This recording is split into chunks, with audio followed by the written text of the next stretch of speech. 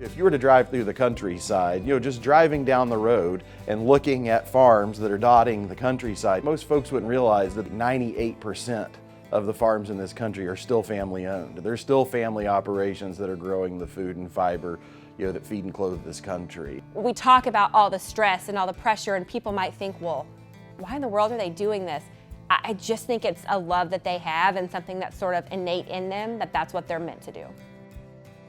We're not exactly sure 100%. I'm either fourth or fifth generation, so it's been in the family for a very long time. And when it came that time after college that I decided that it was something that I really truly wanted to do with my life without any regrets or hesitancy. 2009 was my first year where I had land working on my own dime. And the goal is, as I go on in life, that my children hopefully have the same, ideas that I did growing up and want to keep this thing going.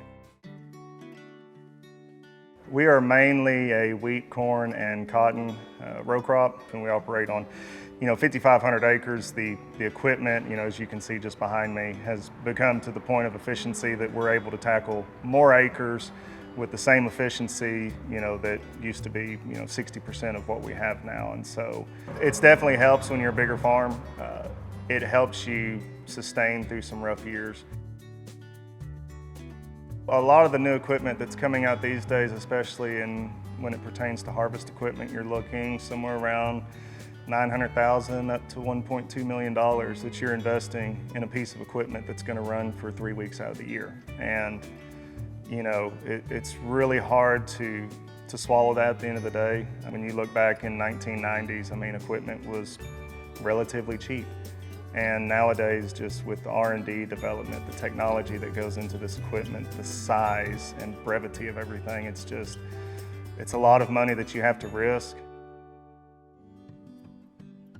If your desire is to farm full-time, agriculture producers in this country put a tremendous amount of money at risk.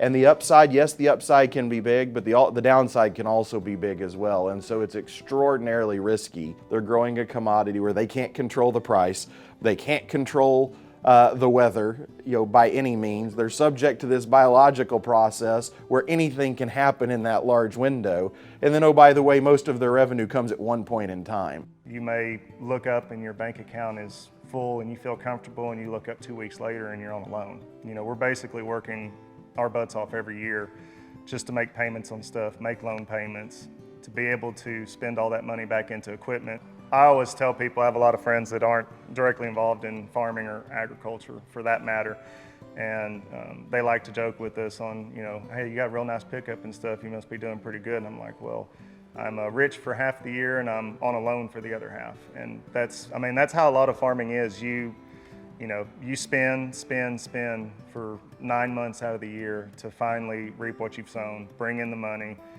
It's a lot of money that you have to risk. Land's more expensive, inputs are more expensive. It's hard. When you're reliant on weather, cooperating correctly, whether it's getting a rain or missing a hailstorm, it's uncontrollable. There are things that you can do in farming. You can make every perfect decision and it can still be taken away from you in a heartbeat. Increasingly, farm policy has moved into risk management. It's helping deal with that litany of risks that farmers face. We're asking producers to shoulder too much risk for this service that they're providing to the country. Yes, it's a private business, but also, it's providing food to feed people. And so what you've seen is Congress step in repeatedly, which is one of the reasons why I do what I do. What we do, and the role of federal policy is to try to help provide some risk management tools. And so for our center here at Texas A&M, we're pretty unique in that we get to help advise on that for the entire country, not just certainly for Texas, but also for the entire country. So there's a variety of resources that Texas A&M AgriLife Extension provides to family farmers around the state. We've got county extension agents located in every county in the state, and so if you need somebody to come out to your farm and physically look at something with you, and I think that sort of boots on the ground, people who are actually living in your community is a real strength that Extension offers.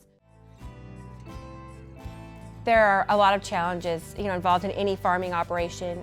For family farms, I think that can be amplified in some ways. I think a lot of times we view it not just as a job, but as a legacy as well, right? It's part of our family legacy that we're now operating the farm that our grandparents or our great-grandparents may have started. And so I think that there can just be some added stress and pressure from that as well. You're gonna have to go through some tough years. No matter where you farm, what you farm, how you farm it, the decisions you make, it's gonna get hard. You know, at the end of the day, if it wasn't for the people, you know, the whole family being involved with it, it wouldn't be near as easy, and it makes it a lot more enjoyable, makes it a lot easier. It is, you know, in the traditional sense, it is purely family.